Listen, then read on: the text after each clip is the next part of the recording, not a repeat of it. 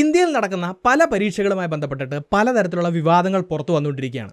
ഇപ്പോൾ തന്നെ നമ്മൾ നോക്കുകയാണെങ്കിൽ നീറ്റ് പരീക്ഷയുമായി ബന്ധപ്പെട്ടിട്ടും അതുപോലെ തന്നെ UGCയുടെ നെറ്റ് പരീക്ഷയ്ക്കായി ബന്ധപ്പെട്ടിട്ടും പലതരത്തിലുള്ള പ്രശ്നങ്ങൾ നമ്മൾ വാർത്തകളിൽ കാണുന്നുണ്ട്. ഇത്തരത്തിലുള്ള വാർത്തകളൊക്കെ പുറത്തു വരുമ്പോഴും ക്രമക്കേടുകൾ നടക്കാൻ വലിയ സാധ്യതയില്ല എന്ന് എല്ലാവരും ഒരുപോലെ വിശ്വസിച്ചിരുന്ന ഒരു പരീക്ഷയായിരുന്നു UPSCയുടെ സിവിൽ സർവീസ് പരീക്ഷ. എന്നാൽ കഴിഞ്ഞ ദിവസങ്ങളിൽ പുറത്തു വരുന്ന ചില വാർത്തകൾ ശ്രദ്ധിക്കുകയാണെങ്കിൽ പ്രൊബേഷനിലിരിക്കുന്ന ഒരു IAS ഓഫീസറുടെ നിയമനവുമായി ബന്ധപ്പെട്ടിട്ട് UPSC പരീക്ഷയെ ചൊല്ലിയും പലതരത്തിലുള്ള വിവാദങ്ങൾ വാർത്തകളിൽ വന്നുകൊണ്ടിരിക്കുകയാണ്. അപ്പോൾ ഈ ഒരു സമയത്ത് പല കാലഘട്ടങ്ങളിലായിട്ട് ആളുകൾ മുന്നോട്ട് വെച്ചുള്ള ഒരു സംശയമുണ്ട്, എന്താണ് ഈ UPSC സിവിൽ സർവീസ് പരീക്ഷ? ഈ ഒരു പരീക്ഷയിലൂടെ IAS IPS പോലെയുള്ള ഉയർന്ന പൊസിഷനുകളിലേക്ക് ആളുകൾ എത്തിച്ചേരുന്നത് എങ്ങനെയാണ്? വിവാദങ്ങളെ മാറ്റി നിർത്തി എന്താണ് UPSC സിവിൽ സർവീസ് പരീക്ഷ എന്നുള്ളൊരു വിശദീകരണമാണ് ഇന്നത്തെ ഈ വീഡിയോയിലൂടെ മുന്നോട്ട് വെക്കുന്നത്. നമുക്ക് വീഡിയോയിലേക്ക് കടക്കാം. My name is Alex. What I do is explain. Welcome to അലക്സ്പ്ലെയിൻ.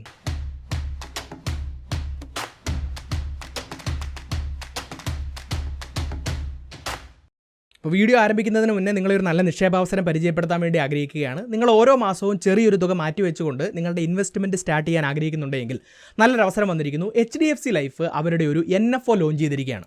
ഒരു കാര്യം പ്രത്യേകം ശ്രദ്ധിക്കുക, ഈ ജൂലൈ 31-ാം തീയതി വരെ മാത്രമാണ് നിങ്ങൾക്ക് NFOയിൽ നിക്ഷേപിക്കാൻ അവസരമുള്ളൂ. അപ്പോൾ ഇവിടെ നിങ്ങൾ നിക്ഷേപിക്കുന്ന തുകയുടെ ഒരു ഭാഗം സുരക്ഷിതമാക്കി വെക്കുകയും മറ്റൊരു ഭാഗം നിഫ്റ്റി ആൽഫ 30 കമ്പനികളിൽ ഇൻവെസ്റ്റ് ചെയ്യുകയുമാണ് ചെയ്യുന്നത്. ഈ ഒരു ഇൻഡെക്സിൻ്റെ കഴിഞ്ഞ കാലഘട്ടങ്ങളിലെ പെർഫോമൻസ് നോക്കുകയാണെങ്കിൽ കഴിഞ്ഞ 5-10 വർഷങ്ങളിൽ 32.2%-ൻ്റെയും 25.5%-ൻ്റെയും റിട്ടേൺസ് വന്നിരിക്കുന്നത് കാണാം. മറ്റൊരു രീതിയിൽ പറഞ്ഞാൽ 2014 നിങ്ങളിങ്ങനെ ഒരു ഫണ്ടിൽ നിക്ഷേപിച്ചിരുന്നുവെങ്കിൽ 10 വർഷം കൊണ്ട് 9.3 മടങ്ങിൻ്റെ റിട്ടേൺസ് ലഭിക്കുമായിരുന്നു. അപ്പോൾ ഇവിടെ നിങ്ങൾ നിക്ഷേപിക്കുന്ന തുക സുരക്ഷിതമായിരിക്കും, നിങ്ങൾക്ക് ലഭിക്കുന്ന ലാഭം എന്ന് പറയുന്നത് മാർക്കറ്റിൻ്റെ പെർഫോമൻസിനെ അനുസരിച്ചിട്ടായിരിക്കും എന്നുള്ളത് മനസ്സിലാക്കുക. ഇനി ഈ HDFC ലൈഫ് എന്ന് പറഞ്ഞിട്ടുള്ള കമ്പനി തന്നെ നോക്കുകയാണെങ്കിൽ അവരുടെ AUM 3.1 ലക്ഷം കോടി രൂപയും അവരുടെ സോൾവൻസി റേഷ്യോ 186% എന്ന് കാണാം. ഇവർ തന്നെ കഴിഞ്ഞ കാലഘട്ടങ്ങളിൽ ആരംഭിച്ച ഒരു ഫ്ലെക്സി ക്യാപ്പ് ഫണ്ടിന് 50.3% റിട്ടേൺസ് വന്നിരിക്കുന്നത് കാണാം. NRIs ആയിട്ടുള്ള ആളുകളൊക്കെ മാസം ഒരു 18,000 രൂപയ്ക്ക് നിക്ഷേപിക്കുകയാണെങ്കിൽ 2 കോടിയുടെ വരെ റിട്ടേൺ ഇവിടെ കമ്പനി അവകാശപ്പെടുന്നുണ്ട്. ഈ ഒരു NFOയുടെ നിലവിലത്തെ NAV എന്ന് പറയുന്നത് 10 രൂപ മാത്രമാണ്. നിങ്ങൾക്ക് ഇതിനെക്കുറിച്ച് കൂടുതൽ അറിയാനും അതിനുശേഷം നിക്ഷേപിക്കണമോ വേണ്ടയോ എന്നുള്ള തീരുമാനമെടുക്കാനും സഹായകരമായിട്ടുള്ള ലിങ്കുകളും കാര്യങ്ങളും ഞാൻ ഡിസ്ക്രിപ്ഷനിലും പിൻഡ് കമൻറ്റിലും കൊടുക്കുന്നുണ്ട്. നിങ്ങൾ തീർച്ചയായിട്ടും ചെക്കൗട്ട് ചെയ്യുക. നമുക്ക് വീഡിയോയിലേക്ക് തിരിച്ചു വരാം. അപ്പോൾ നമ്മുടെ നാട്ടിൽ പൊതുവെ അറിയപ്പെടുന്ന IAS പരീക്ഷ അല്ലെങ്കിൽ IPS പരീക്ഷ എന്ന് പറയുന്ന ഈ UPSC സിവിൽ സർവീസ് പരീക്ഷയെക്കുറിച്ച് നമ്മൾ ഒരുപാട് കാര്യങ്ങൾ പല കാലഘട്ടങ്ങളിലായിട്ട് കേട്ടിട്ടുണ്ട്. ലോകത്തിലെ ഏറ്റവും ടഫസ്റ്റ് ആയിട്ടുള്ള പരീക്ഷ ഇതാണ് എന്ന് പറയുന്നു. അതുപോലെ തന്നെ സൂര്യന് കീഴെയുള്ള എന്തിനെക്കുറിച്ചും ചോദ്യങ്ങൾ ചോദിക്കുന്ന പരീക്ഷയാണ് എന്ന് പറയുന്നു.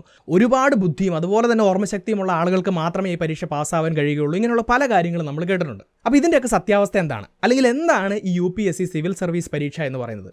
അപ്പോൾ ഇതിന് ഏറ്റവും ലളിതമായിട്ടുള്ള ഒരു ഉത്തരം എന്ന് പറഞ്ഞു കഴിഞ്ഞാൽ ഉന്നതമായിട്ടുള്ള IAS IPS പോലെയുള്ള സർവീസുകളിലേക്ക് കയറി ഇന്ത്യയുടെ ക്യാബിനറ്റ് സെക്രട്ടറി, സംസ്ഥാനങ്ങളുടെ ചീഫ് സെക്രട്ടറിമാർ, ഓരോ പോലീസ് സേനകളുടെയും ഉന്നത മേധാവിമാർ, IB, CBI, NIA പോലെയുള്ള ഫോഴ്സുകളുടെ മേധാവിമാർ, ഇത്തരത്തിലൊക്കെയുള്ള പൊസിഷനുകളിലേക്ക് ആളുകളെ എടുക്കുന്ന അല്ലെങ്കിൽ അത്തരത്തിലുള്ള പൊസിഷനുകളിൽ എത്താൻ കഴിവും യോഗ്യതയുമുള്ള ആളുകളെ കണ്ടെത്തുന്ന പരീക്ഷയാണ് സിവിൽ സർവീസ് പരീക്ഷ എന്ന് നമുക്ക് പറയാം. ഇപ്പോൾ ഒരാളൊരു IASകാരനായിട്ട് ഒരു ജില്ലയുടെ കളക്ടറായിട്ടിരിക്കുകയാണ് എന്ന് വിചാരിക്കാം. അപ്പോൾ നമ്മുടെ നാട്ടിലെല്ലാം വലിയ രീതിയിൽ മഴയും അതിൻ്റെ ഭാഗമായിട്ടുള്ള നാശനഷ്ടങ്ങളും ഒക്കെ സംഭവിച്ചുകൊണ്ടിരിക്കുകയാണ്. അപ്പോൾ ഇങ്ങനെയുള്ള പ്രശ്നങ്ങളൊക്കെ ഉണ്ടാകുമ്പോൾ ആ നാട്ടിലെ ജനങ്ങൾക്ക് കൃത്യമായിട്ടുള്ള സംരക്ഷണം കൊടുക്കുക, അവിടെ കൃത്യമായിട്ടുള്ള തീരുമാനങ്ങൾ എടുത്ത് കാര്യങ്ങൾ നടത്തേണ്ടതൊക്കെ ജില്ലാ കളക്ടർമാർ പോലെയുള്ള ഉദ്യോഗസ്ഥരാണ് എന്ന് നമുക്ക് കാണാം.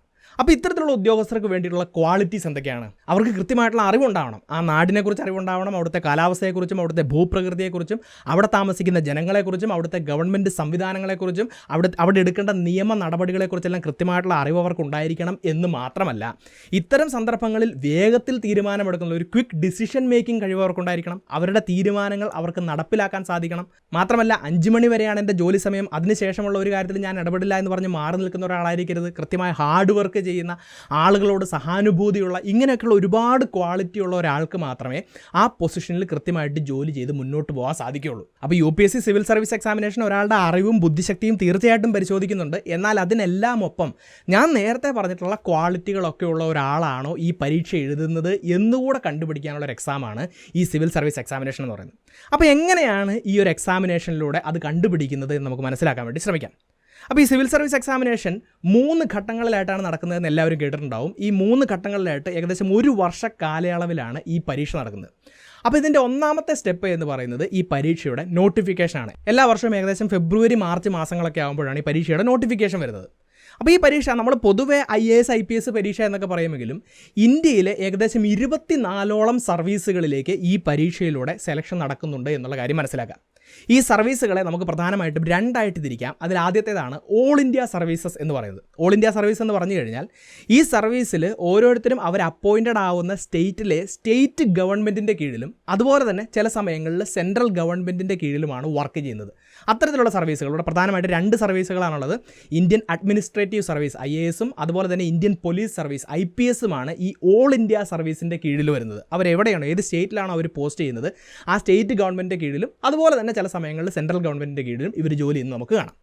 ഇനി ബാക്കി വരുന്ന സർവീസുകളെയാണ് നമ്മൾ സെൻട്രൽ സിവിൽ സർവീസുകൾ എന്ന് പറയുന്നത്. അതായത് ഇവരെവിടെ പോസ്റ്റ് ചെയ്യപ്പെടുന്നു എന്നുള്ളത് വിഷയമല്ല, എപ്പോഴും ഈ സർവീസിലുള്ള ആളുകൾ സെൻട്രൽ ഗവൺമെൻറ്റിൻ്റെ കീഴിലായിരിക്കും ജോലി ചെയ്യുന്നത്.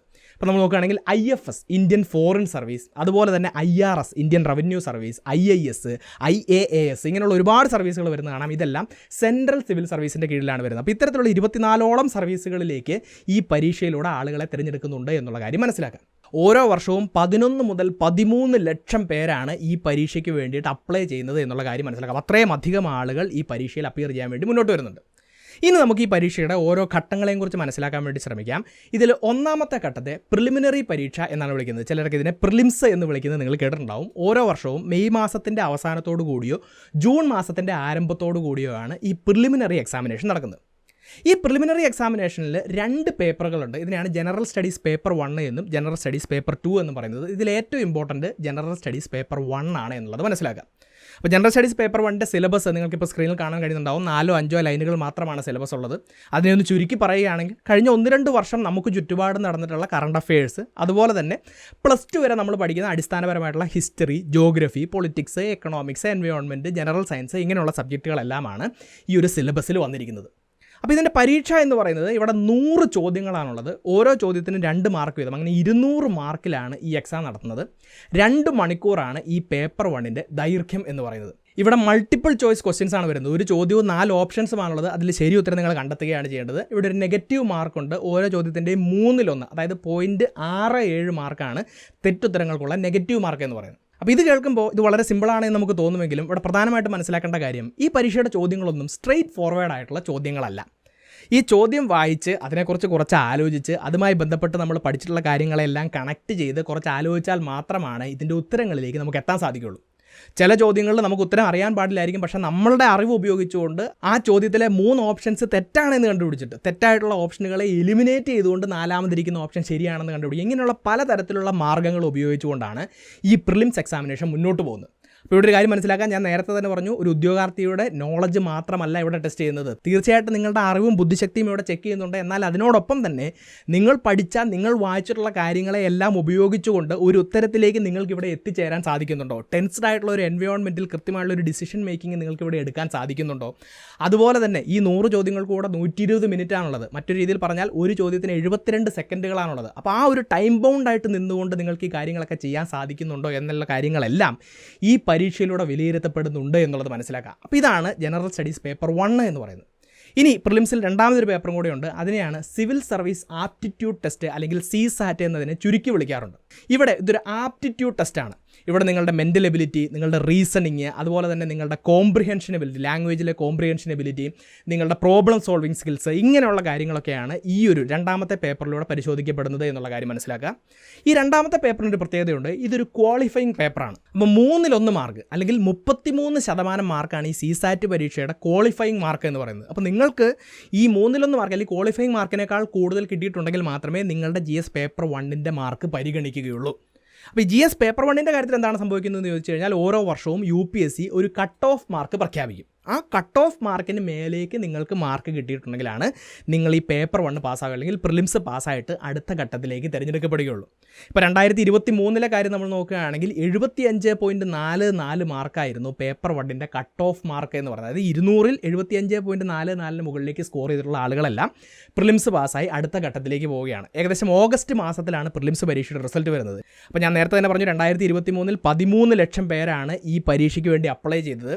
14,624 പേരാണ് ഈ പ്രിലിംസ് പാസ്സായിട്ട് മെയിൻസ് എന്ന് പറഞ്ഞിട്ടുള്ള ഘട്ടത്തിലേക്ക് പോകുന്നത് നമുക്ക് കാണാൻ സാധിക്കും. അപ്പോൾ ഇതാണ് പ്രിലിംസ് പരീക്ഷയുമായി ബന്ധപ്പെട്ടിട്ട് അറിഞ്ഞിരിക്കേണ്ട കാര്യങ്ങൾ. ഇനി നമുക്ക് മെയിൻസ് പരീക്ഷ എന്താണെന്ന് മനസ്സിലാക്കാൻ വേണ്ടി ശ്രമിക്കാം. ഓരോ വർഷവും ഒക്ടോബർ മാസത്തിലൊക്കെ ആയിട്ടാണ് ഈ മെയിൻസ് പരീക്ഷ നടക്കുന്നത്. ഈ പേര് സൂചിപ്പിക്കുന്നത് പോലെ തന്നെ സിവിൽ സർവീസ് പരീക്ഷയിലെ വളരെ പ്രധാനപ്പെട്ട ഒരു ഘട്ടമാണ് ഈ മെയിൻസ് എന്ന് പറഞ്ഞിട്ടുള്ള ഘട്ടം. കാരണം എന്താണെന്ന് ചോദിച്ചു കഴിഞ്ഞാൽ നിങ്ങൾ പ്രിലിംസ് പരീക്ഷയുടെ പേപ്പർ 1-ൽ എത്ര മാർക്ക് സ്കോർ ചെയ്യുന്നു എന്നുള്ളത് വിഷയമല്ല. ചിലപ്പോൾ നിങ്ങൾക്ക് 200-ൽ 200 കിട്ടിയിട്ടുണ്ടാവാം, 200-ൽ 150 കിട്ടിയിട്ടുണ്ടാവാം, 200-ൽ 120 കിട്ടിയിട്ടുണ്ടാവാം. അതൊന്നും വിഷയമല്ല. കട്ട് ഓഫ് മാർക്കിന് മേലേക്ക് നിങ്ങൾക്ക് മാർക്ക് കിട്ടിയിട്ടുണ്ടോ എന്ന് മാത്രമേ നോക്കുകയുള്ളൂ. എത്ര മാർക്ക് കൂടുതൽ കിട്ടിയാലും അത് നിങ്ങൾക്ക് മറ്റൊരു ഉപകാരവും ചെയ്യാൻ പോകുന്നില്ല. പക്ഷേ മെയിൻസിൽ അങ്ങനെയല്ല. ഈ മെയിൻസ് പരീക്ഷയിൽ നിങ്ങൾക്ക് കിട്ടിയിട്ടുള്ള മാർക്ക് ഫൈനലായിട്ട് വരുന്ന നിങ്ങളുടെ റാങ്കിനെ കൃത്യമായിട്ട് ഇമ്പാക്റ്റ് ചെയ്യും എന്നുള്ള കാര്യം മനസ്സിലാക്കാം. ഇനി ഈ മെയിൻസ് പരീക്ഷയുടെ സിലബസ് നോക്കുകയാണെങ്കിൽ അത് പ്രിലിംസ് പോലെയല്ല, വളരെ ഡീറ്റെയിൽഡ് ആയിട്ടുള്ളൊരു സിലബസാണ്. അതിന് വേണ്ടിയിട്ടുള്ള ലിങ്കുകൾ ഞാൻ വേണമെങ്കിൽ ഡിസ്ക്രിപ്ഷനിൽ കൊടുക്കാം, നിങ്ങൾക്ക് തുറന്ന് വായിക്കാവുന്നതാണ്. ഓരോ വിഷയത്തെക്കുറിച്ചും കൃത്യമായിട്ട് ഡീറ്റെയിൽഡ് ആയിട്ടുള്ള ഒരു സിലബസ് അവിടെ കൊടുത്തിട്ടുണ്ട്. ഈ മെയിൻസ് പരീക്ഷയുടെ അടുത്തൊരു പ്രത്യേകത എന്ന് പറയുന്നത് ഇത് ഡിസ്ക്രിപ്റ്റീവ് എക്സാം ആണ്. മാത്രമല്ല ഇതൊരു പെൻ ആൻഡ് പേപ്പർ, ഒരു റിട്ടൺ എക്സാമാണ്. അതായത് നമ്മൾ സ്കൂളിലും കോളേജിലൊക്കെയുള്ള പരീക്ഷ പോലെ ഓരോ ചോദ്യങ്ങൾ ചോദിക്കുകയും ആ ചോദ്യങ്ങൾക്ക് ഡിസ്ക്രിപ്റ്റീവ് ആയിട്ടുള്ള ഉത്തരങ്ങൾ എഴുതുകയും ചെയ്യേണ്ട ഒരു പരീക്ഷയാണ് ഈ മെയിൻസ് പരീക്ഷ എന്ന് പറയുന്നത്. ഇനി മെയിൻസ് പരീക്ഷ നമ്മൾ നോക്കുകയാണെങ്കിൽ ഇവിടെ 9 പേപ്പറുകളുണ്ട് എന്ന് കാണാം. ഇതിനകത്ത് ആദ്യത്തെ 2 പേപ്പറുകൾ, പേപ്പർ എ, പേപ്പർ ബി എന്ന് പറയുന്നത് ക്വാളിഫയിങ് പേപ്പറുകളാണ്. പേപ്പർ എ എന്ന് പറഞ്ഞു കഴിഞ്ഞാൽ ഏതെങ്കിലും ഒരു ഷെഡ്യൂൾഡ് ലാംഗ്വേജിനെ കുറിച്ചുള്ള പേപ്പറാണ്.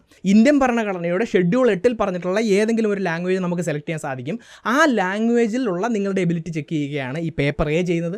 അതുപോലെ പേപ്പർ ബി എന്ന് പറയുന്നത് ഇംഗ്ലീഷ് ലാംഗ്വേജിലുള്ള നിങ്ങളുടെ എബിലിറ്റിയാണ് ചെക്ക് ചെയ്യുന്നത്. ഈ 2 പേപ്പറുടെ മാക്സിമം മാർക്ക് എന്ന് പറയുന്നത് 300 മാർക്കാണ്. പക്ഷേ ഞാൻ പറഞ്ഞു ഇതൊരു ക്വാളിഫയിങ് പേപ്പറാണ്.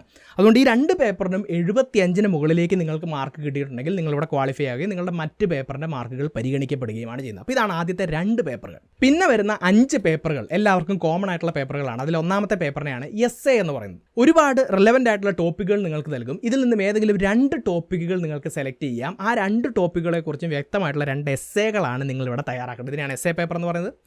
പിന്നെ വരുന്ന 4 പേപ്പറുകൾ general studies 1, general studies 2, general studies 3, general studies 4 ഇങ്ങനെയുള്ള 4 പേപ്പറുകളാണ് പിന്നീട് വരുന്നത്.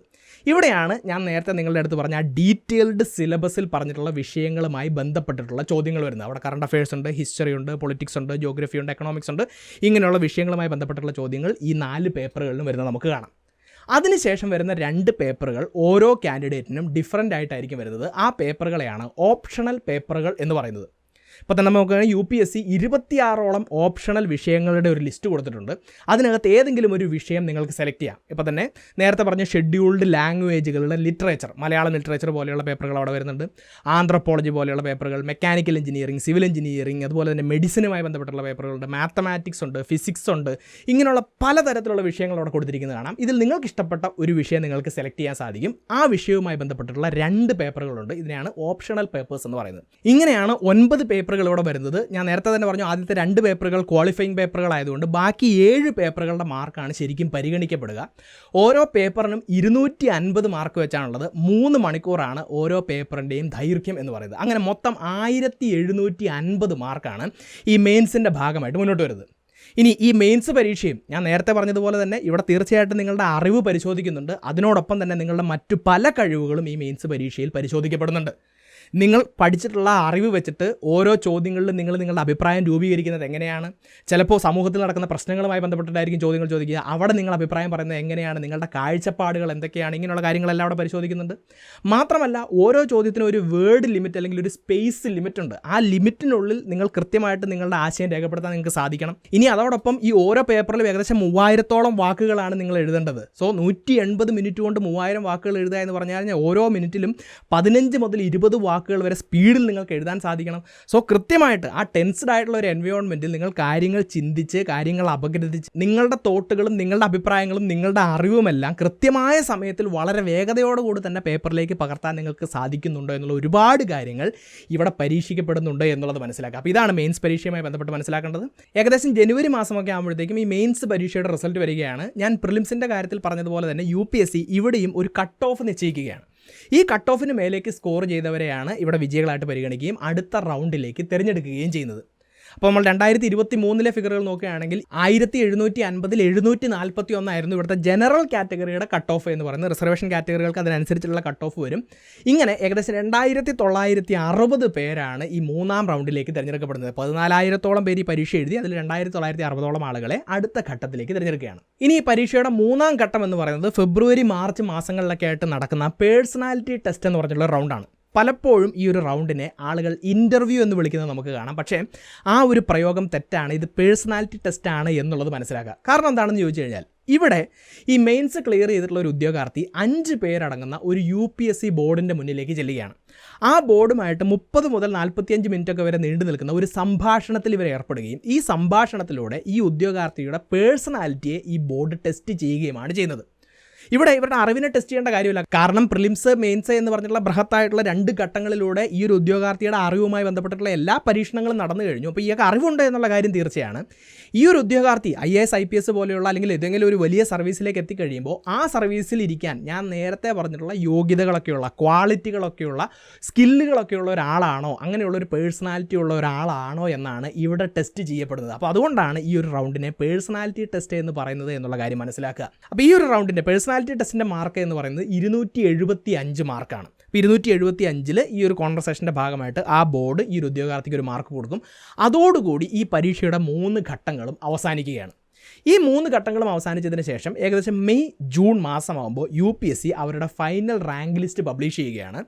ഒരു ഉദ്യോഗാർത്ഥിക്ക് മെയിൻസ് പരീക്ഷയിലും അതുപോലെ തന്നെ ഈ പേഴ്സണാലിറ്റി ടെസ്റ്റിലും കൂടെ കിട്ടിയിട്ടുള്ള ആകെ മാർക്കാണ് ഈ റാങ്ക് ലിസ്റ്റിന് വേണ്ടിയിട്ട് പരിഗണിക്കുന്നത്. 1750 275 അങ്ങനെ 2025 ഈ ഒരു ഉദ്യോഗാർത്ഥിക്ക് എത്ര മാർക്ക് കിട്ടിയിട്ടുണ്ടെന്ന് നോക്കും. അതിൽ ഏറ്റവും കൂടുതൽ മാർക്ക് കിട്ടിയിട്ടുള്ള ആൾ 1ാം റാങ്കിൽ വരും. അങ്ങനെ ഓരോരുത്തരുടെയും റാങ്ക് അവസാനം പബ്ലിഷ് ചെയ്യുക അല്ലെങ്കിൽ റാങ്ക് ലിസ്റ്റ് പബ്ലിഷ് ചെയ്യുകയാണ് ചെയ്യുന്നത്. പക്ഷേ ഇവിടെ ഒരു കാര്യം മനസ്സിലാക്കണം, ഈ പേഴ്സണാലിറ്റി ടെസ്റ്റിൽ എത്തിയിട്ടുള്ള എല്ലാ ആളുകളും ഈ ഫൈനൽ റാങ്ക് ലിസ്റ്റിൽ ഇടം പിടിക്കുകയില്ല. കാരണം ഓരോ വർഷവും UPSC നോട്ടിഫിക്കേഷൻ മുന്നോട്ട് പോകുമ്പോൾ എത്ര വേക്കൻസികളിലേക്കാണ് ഈ പരീക്ഷ നടത്തുന്നത് എന്ന് പറയും. ഏറെക്കുറെ 1000 അല്ലെങ്കിൽ 900 വേക്കൻസികളിലേക്കാണ് ഓരോ വർഷവും പരീക്ഷ നടക്കുന്നത്. അത് മാറി മറിഞ്ഞൊക്കെ വരാറുണ്ട്. അപ്പോൾ അതിലെല്ലാ വേക്കൻസികളും ഫില്ല് ചെയ്യുന്ന അവസാനത്തെ ആളുടെ മാർക്ക് കട്ട് ഓഫ് മാർക്കായിട്ട് വരികയും ചെയ്യും. അപ്പോൾ നമ്മൾ നോക്കുകയാണെങ്കിൽ 2023 ജനറൽ കാറ്റഗറിയുടെ കട്ട് ഓഫ് മാർക്ക് എന്ന് പറയുന്നത് 953 മാർക്കായിരുന്നു എന്ന് നമുക്ക് കാണാം. 2023 കണക്കുകൾ നോക്കുകയാണെങ്കിൽ ഫൈനൽ റാങ്ക് ലിസ്റ്റിൽ ഏകദേശം 1000-ഓളം പേര് ഇടം പിടിച്ചിരിക്കുന്നത് നമുക്ക് കാണാം. അപ്പോൾ ഞാൻ ആദ്യം തന്നെ പറഞ്ഞു 13 ലക്ഷം പേരാണ് ഈ പരീക്ഷയ്ക്ക് വേണ്ടിയിട്ട് അപ്ലൈ ചെയ്തത്. പക്ഷേ അവസാനത്തെ റാങ്ക് ലിസ്റ്റിൽ വരുന്നത് വെറും 1000-ഓളം പേര് മാത്രമാണ്. 0.07% പേർക്ക് മാത്രമേ ഫൈനൽ റാങ്ക് ലിസ്റ്റിലേക്ക് എത്താൻ വേണ്ടി സാധിക്കുന്നുള്ളൂ. അപ്പോൾ ഇങ്ങനെ ഒരു കൺവേർഷൻ റേറ്റ്, ഇത്രയും ചെറിയൊരു കൺവേർഷൻ റേറ്റ് ഉള്ളതുകൊണ്ടൊക്കെയാണ് ഈ പരീക്ഷയെ ലോകത്തിലെ ഏറ്റവും ടഫസ്റ്റ് ആയിട്ടുള്ള പരീക്ഷ എന്നൊക്കെ വിശേഷിപ്പിക്കുന്നതെന്ന് ഇപ്പോൾ നിങ്ങൾക്ക് മനസ്സിലായിട്ടുണ്ടാവും. പക്ഷേ ഇവിടെ ഒരു കാര്യം കൂടെ കൃത്യമായിട്ട് മനസ്സിലാക്കണം. ഞാൻ നേരത്തെ തന്നെ പറഞ്ഞു, ഓരോ വർഷവും മെയ് ജൂൺ മാസത്തിലൊക്കെ ആയിട്ടാണ് ഈ പ്രിലിംസ് പരീക്ഷ 1ാം ഘട്ട പരീക്ഷ നടക്കുന്നത്. അതിനുശേഷം മെയിൻസ് നടക്കുന്നു, പേഴ്സണാലിറ്റി ടെസ്റ്റ് നടക്കുന്നു. ഇതിൻ്റെ എല്ലാം അവസാനം റിസൾട്ട് വരുന്നത് അടുത്ത വർഷം മെയ് ജൂൺ മാസമൊക്കെ ആകുമ്പോഴാണ്. ഇങ്ങനെ ഒരു വർഷക്കാലം നീണ്ടു നിൽക്കുന്ന 3 ഘട്ടങ്ങളുള്ള ഈ പരീക്ഷയിലൂടെ ഒരു ഉദ്യോഗാർത്ഥിയുടെ അറിവ് മാത്രമല്ല മറ്റെല്ലാ ക്വാളിറ്റികളും എങ്ങനെയാണ് ചെക്ക് ചെയ്യുന്നതും കൂടെ എന്ന് നമ്മൾ മനസ്സിലാക്കണം. ഈ പരീക്ഷയുടെ ഭാഗമായിട്ട് ഓരോ ക്വാളിറ്റി എങ്ങനെയാണ് ചെക്ക് ചെയ്യുന്നത് എന്ന് ഞാൻ പറഞ്ഞു. അതിനോടൊപ്പം തന്നെ നിങ്ങൾ കൺസിസ്റ്റൻ്റ് ആയിട്ടുള്ള, ഹാർഡ് വർക്കിംഗ് ആയിട്ടുള്ള, സ്ഥിരോത്സാഹിയായിട്ടുള്ള ഒരാളാണോ എന്നുകൂടി ഈ പരീക്ഷ ചെക്ക് ചെയ്യുന്നുണ്ട്. അപ്പോൾ നമ്മൾ നോക്കുകയാണെങ്കിൽ ഈ പരീക്ഷയുടെ നോട്ടിഫിക്കേഷൻ വന്നതിന് ശേഷമല്ല ഭൂരിഭാഗം ആളുകളും പഠനം ആരംഭിക്കുന്നത്. അതിന് മുന്നേ 1 വർഷം മുന്നേ 2 വർഷം മുന്നേ ഒക്കെ ആളുകൾ ഈ പരീക്ഷയ്ക്ക് വേണ്ടിയിട്ടുള്ള പ്രിപ്പറേഷൻസ് ആരംഭിക്കുന്നുണ്ട്. അതിനുശേഷമാണ് ഇവർ ഈ ഓരോ ഘട്ടങ്ങളെ അഭിമുഖീകരിച്ച് മുന്നോട്ടേക്ക് പോകുന്നത്. പക്ഷേ ഇവിടെ ഒരു കാര്യം മനസ്സിലാക്കണം, 1ാമത്തെ അറ്റംപ്റ്റിൽ തന്നെ ഒരാൾ ഈ പരീക്ഷ പാസ്സാവുകയാണെങ്കിൽ പോലും 2-3 വർഷത്തെ കഠിനാധ്വാനം ഇതിൻ്റെ പിന്നിലുണ്ട് എന്നുള്ളത് മനസ്സിലാക്കാം. പക്ഷേ ഈ പരീക്ഷ എഴുതി പാസ്സാവുന്നവരിൽ വെറും 10% പേര് മാത്രമാണ് ഫസ്റ്റ് അറ്റംപ്റ്റിൽ ഈ പരീക്ഷ പാസ്സാവുന്നത്. വളരെ ഇൻട്രസ്റ്റിംഗ് ആയിട്ടുള്ള ഒരു കണക്ക് എന്താണെന്ന് ചോദിച്ചു കഴിഞ്ഞാൽ ഏകദേശം 40% മേലെയും ആളുകൾ, ഈ പരീക്ഷ പാസ്സാവുന്ന ആളുകൾ 3ാമത്തെയോ 4ാമത്തെയോ അറ്റംപ്റ്റിലാണ് ഈ പരീക്ഷ പാസ്സാവുന്നത്. അതുപോലെ തന്നെ ഏകദേശം 20%-ഓളം ആളുകൾ 5ഓ അതിലധികമോ അറ്റംപ്റ്റുകളിലൂടെയാണ് ഈ പരീക്ഷ പാസ്സാവുന്നത്. അപ്പോൾ നിങ്ങൾ ഈ പരീക്ഷയിൽ എവിടെ ഫെയിലാവുന്നു എന്നുള്ളത് വിഷയമല്ല. ചിലർ പ്രിലിംസിൽ തോക്കും, ചിലർ മെയിൻസിൽ തോക്കും, ചിലർ പേഴ്സണാലിറ്റി ടെസ്റ്റ് വരെ എത്തിയിട്ട് ഫൈനൽ ലിസ്റ്റിലേക്ക് വരാതെ പോകും. ഇവരെല്ലാം അടുത്ത പരീക്ഷ എഴുതണമെങ്കിൽ വീണ്ടും പ്രിലിംസ് തൊട്ടേ തന്നെ ആരംഭിക്കണം. അതായത് സ്ഥിരോത്സാഹവും കഠിനാധ്വാനവും ഉള്ള ആളുകൾ മാത്രമേ ആ ഒരു മെൻറ്റാലിറ്റിയിലൂടെ ഈ പരീക്ഷയുമായി മുന്നോട്ട് പോവുകയും അവസാനം പാസ്സാവുകയും ചെയ്യുള്ളൂ. അപ്പോൾ ഈ ഘടകങ്ങളെല്ലാം ഈ UPSC സിവിൽ സർവീസ് എക്സാമിനേഷനിൽ ഉള്ളതുകൊണ്ടാണ് ഇത്രയും ഉന്നതമായിട്ടുള്ള പോസ്റ്റുകളിലേക്ക് എത്താനുള്ള അറിവും ബുദ്ധിയും മാത്രമല്ല മറ്റെല്ലാ കഴിവുകളും പരിശോധിക്കുന്ന ഒരു പരീക്ഷയാണ് ഈ സിവിൽ സർവീസ് എക്സാം എന്ന് പറയുന്നതെന്ന് ഇപ്പം നിങ്ങൾക്ക് മനസ്സിലായിട്ടുണ്ടാവുമെന്ന് വിശ്വസിക്കുന്നു. ഇനി ഈ പരീക്ഷയുമായി ബന്ധപ്പെട്ടിട്ട് ആളുകൾ മുന്നോട്ട് വെക്കുന്ന അടുത്തൊരു ചോദ്യവും കൂടിയുണ്ട്. ഞാൻ നേരത്തെ തന്നെ പറഞ്ഞു 10-24ഓളം സർവീസുകളിലേക്കാണ് ഈ പരീക്ഷ നടത്തുന്നത്. ഈ പരീക്ഷയുടെ ഫൈനൽ റാങ്ക് ലിസ്റ്റിൽ വരുന്ന ആളുകൾ എങ്ങനെയാണ് ഈ ഓരോ സർവീസിലേക്കും IAS IPS ഒക്കെ പോലെയുള്ള സർവീസുകളിലേക്കൊക്കെ എത്തിപ്പെടുന്നത്?